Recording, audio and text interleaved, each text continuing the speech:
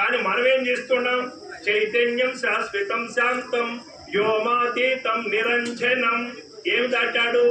నాథ బిందు కళాతీతం తస్మై శ్రీ గురవే నమః.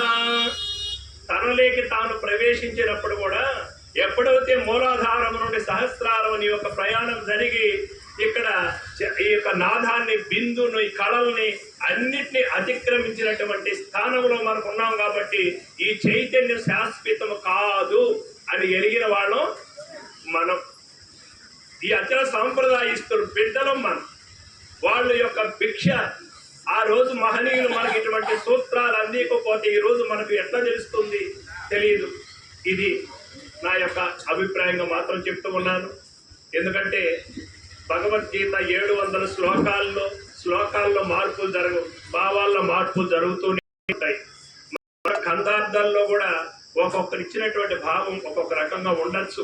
కానీ మనం చెప్పేటువంటి మన పరిస్థితి, మన బుద్ధి ఏ విధంగా గోచరింపబడుతుంది, అది మన ఉపయోగమైన మన శిష్యులు ఉపయోగించడానికి మనం వినియోగించుకోవాలి అనేది కాదు. ఎవరు చెప్పినా కూడా యాక్సెప్ట్ చేయాలి. అది సరైనటువంటి ద్వారిని అవుతే సమన్వయపరుచుకొని కూడా బోధించవచ్చు. దాన్ని ఏమి దోషం ఉండదు.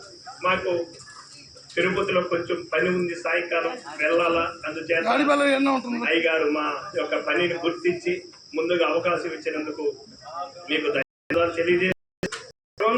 గురుపాదార్పణ. గురుదేవ్.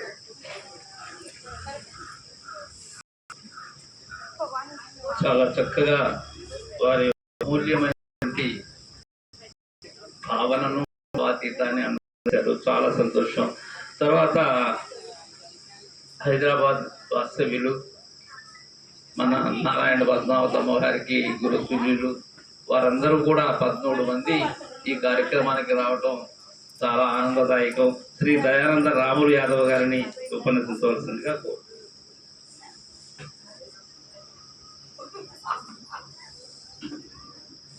बोलो श्री सद्गुरु प्रभु महाराज की। श्रीमत् परम ब्रह्म गुरुं स्मरामि, श्रीमत् परम ब्रह्म गुरुं भजामि, श्रीमत् परम ब्रह्म गुरुं नमामि, श्रीमत् परम ब्रह्म गुरुं नमामि. సర్వంతర్యామి అయినటువంటి సద్గురు పరమాత్మకు తొలుతో నమస్కరిస్తూ, మా గురుదేవులైనటువంటి శ్రీ పూర్ణానంద దుర్గం జనార్దనాచార్యుల వారు మెదక్ జిల్లా తెలంగాణ రాష్ట్రంలో ఇక్కడ ఉంటారు.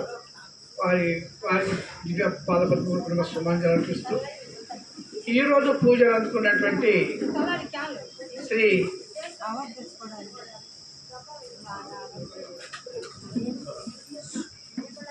సంపూర్ణామ సమేత శ్రీ అచలానంద సంపూర్ణామ సమేత పరిపూర్ణానంద ఎర్రగుంట సుందరరామస్వామి వారి దివ్యమూర్తిత్వంకు నమస్కరిస్తూ ఈరోజు వారి యొక్క 7వ వార్షిక ఆరాధన పురస్కరించుకొని వారి కుటుంబ సభ్యులు,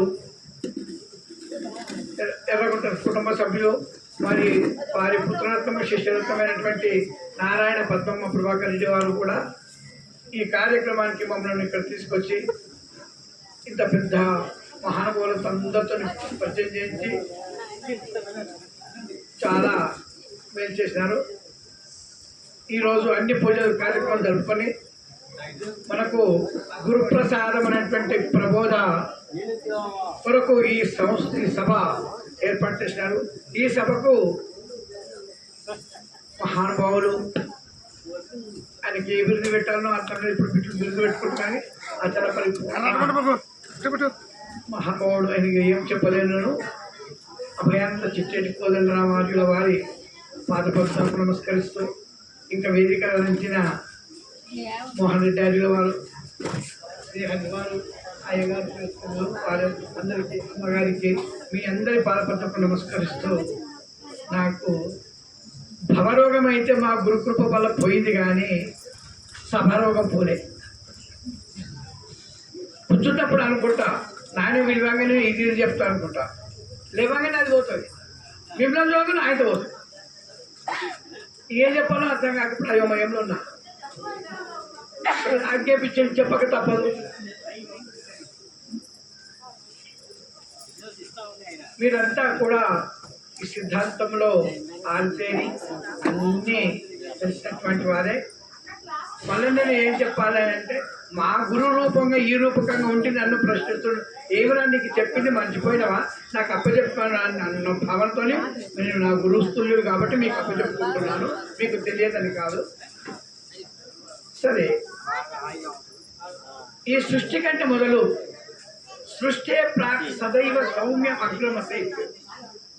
ఈ సృష్టి కంటే మొట్టమొదలు ఒక పదార్థం ఉంది. ఆ పదార్థము ప్రకటన కాలేదు. ఏంటి అది అంటే, దాన్ని దేవుడు అని కొందరు, పరమాత్మ అని కొందరు, పరబ్రహ్మం అని కొందరు, నానా మతాల వారు వారు వారికి అనుకూలంగా పేర్లు పెట్టుకొని దాని తర్వాత చేస్తున్నారు. అటువంటి రహస్యాన్ని తెలుసుకోవాలంటే అవుతుందా? ఎందుకు కాదు అంటే, మనము దేవుని కోసం చూసుకుంటే ఇప్పుడు అన్ని ఏ విగ్రహాలను చూసుకుంటే మనం దేవుడు అనుకుంటున్నాం. తిరుపతి పోయి వెంకటేశ్వర స్వామిని చూసి ఆ విగ్రహాలను చూసి దేవుడు అని భ్రమపడుతున్నాం. భద్రాచలం పోయి రాముణ్ణి, ద్వారక పోయి కృష్ణుణ్ణి, ఇట్లా ఏమి లేకపోతే ఇంట్లో